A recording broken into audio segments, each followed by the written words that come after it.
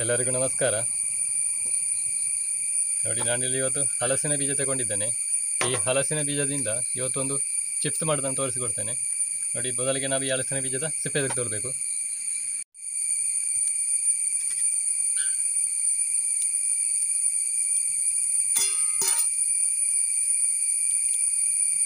ಈ ಹಲಸಿನ ಬೀಜದ ಚಿಪ್ಸ್ ಮಾಡಲಿಕ್ಕೆ ಆದಷ್ಟು ದೊಡ್ಡ ಸೈಜಿನ ಹಲಸಿನ ಬೀಜಗಳನ್ನು ತಗೊಳ್ಕೊಳ್ಳಿ.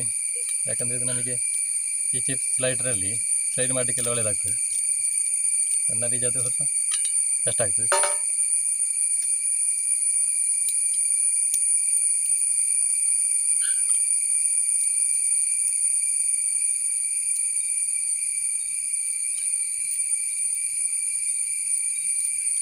ನಾವು ಈ ಹಲಸಿನ ಎಲೆ ಹಲಸು ಮತ್ತು ಈ ಹಣ್ಣಾದ ಹಲಸು, ಈ ಕಾಯಿ ಹಲಸಿನಿಂದೆಲ್ಲ ಬೇರೆ ಬೇರೆ ರೀತಿಯ ರೆಸಿಪಿಗಳನ್ನೆಲ್ಲ ಮಾಡಲಿಕ್ಕಾಗ್ತದೆ.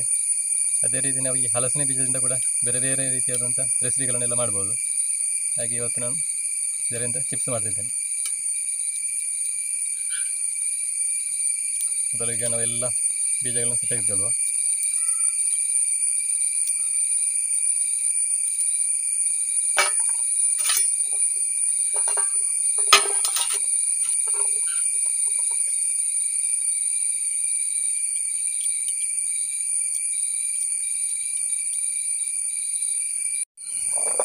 ನೋಡಿ, ಹಲಸಿನ ಬೀಜ ಎಲ್ಲ ಸಿಪ್ಪೆ ತೆಗೆದಾಗಿದೆ. ಈಗ ನಾವು ಅದರ ಸ್ಲೈಡರಲ್ಲಿ ಚಿಪ್ಸ್ ಮಾಡುವ.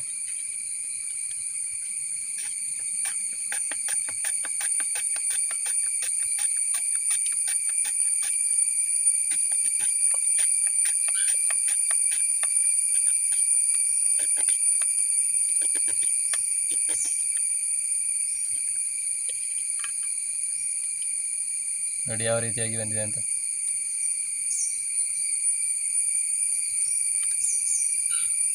ಅದೇ ರೀತಿ ನಾವೆಲ್ಲ ಬೀಜಗಳನ್ನು ಈಗ ತುರ್ದಿ ಬರುವ. ಆನಂತರ ನಾವು ಎಣ್ಣೆಯಲ್ಲಿ ಫ್ರೈ ಮಾಡೋದು.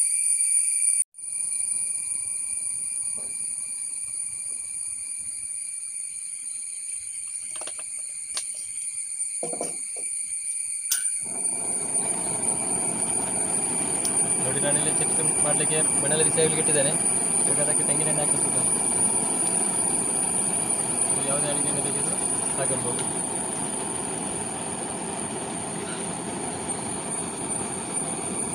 ನೋಡಿ, ಹಲಸಿನ ಬೀಜ ಎಲ್ಲ ನಮಗೆ ಚಿಪ್ಸಿಗೆ ತುರಿದೆಲ್ಲ ರೆಡಿಯಾಗಿದೆ. ಈಗ ಎಣ್ಣೆ ಬಿಸಿ ಆದ ನಂತರ ಫ್ರೈ ಮಾಡುವ. ನೋಡಿ, ಇವಾಗ ಬಣ್ಣಲ್ಲಿ ಎಣ್ಣೆ ಫ್ರೈ ಆಗಿದೆ. ಇವಾಗ ನಾನು ಇದಕ್ಕೆ ಚಿಪ್ಸ್ ಹಾಕಿ ಹೊಲ್ತಿದ್ದೇನೆ.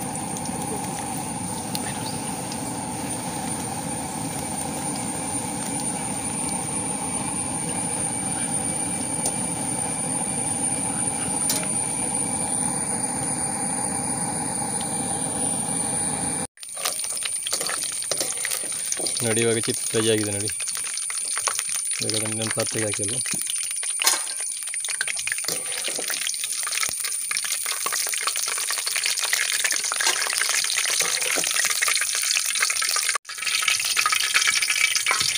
ನೋಡಿ, ಇವಾಗ ನಾನು ಮತ್ತೆ ಎರಡನೇ ರೌಂಡ್ ಚಿಪ್ಸ್ ಬಿಟ್ಟಿದ್ದೇನೆ.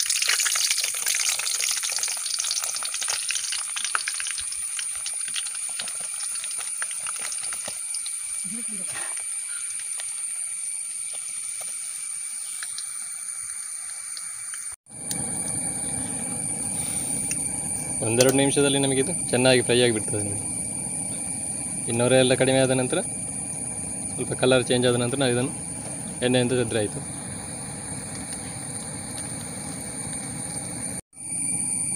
ನೋಡಿ, ಇವಾಗ ಕಲರೆಲ್ಲ ಚೇಂಜ್ ಆಗಿದೆ. ನೋಡಿ, ಇವಾಗ ನಾವು ಇದನ್ನು ಎಣ್ಣೆಯಿಂದ ತೆಗೆದ್ರೆ ಆಯಿತು. ನೋಡಿ ಎಷ್ಟು ಕ್ರಿಸ್ಪಿಯಾಗಿ ಬಂದಿದೆ ಅಂತ.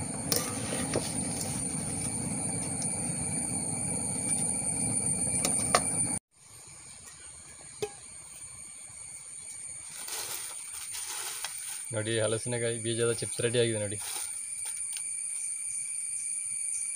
ನೋಡಿ ಯಾವ ರೀತಿ ಕ್ರಿಸ್ಪಿಯಾಗಿ ಬಂದಿದೆ ಅಂತ. ಈ ಹಲಸಿನ ಬೀಜದ ಚಿಪ್ಸಿಗೆ ನಾನೀಗ ನೋಡಿ ಇಲ್ಲಿ ಮೆಣಸಿನ ಹುಡಿಯನ್ನು ಹಾಕಿದ್ದೇನೆ.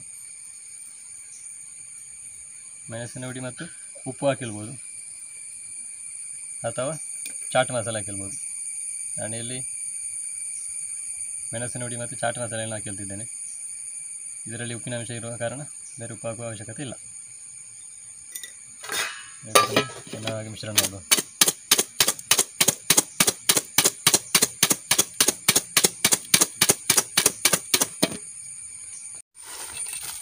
ನೋಡಿ, ಹಲಸಿನ ಬೀಜದ ಚಿಪ್ಸ್ ರೆಡಿಯಾಗಿದೆ.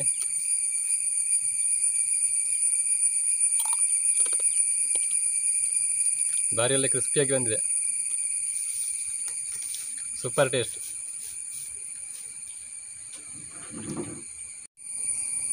ಇವತ್ತಿನ ಈ ವಿಡಿಯೋಗೆ ಎಲ್ಲರೂ ಲೈಕ್ ಮಾಡಿ, ಶೇರ್ ಮಾಡಿ, ಸಬ್ಸ್ಕ್ರೈಬ್ ಮಾಡಿ ಅಂತ ಕೇಳಿಕೊಳ್ಳುತ್ತಾ ಮುಂದಿನ ವಿಡಿಯೋದಲ್ಲಿ ಇನ್ನೊಂದು ಹೊಸ ವಿಷಯದೊಂದಿಗೆ ನಿಮ್ಮೆಲ್ಲರನ್ನು ಭೇಟಿ ಮಾಡ್ತೀನಿ. ಅಲ್ಲಿಯವರೆಗೆಲ್ಲರಿಗೂ ನಮಸ್ಕಾರ.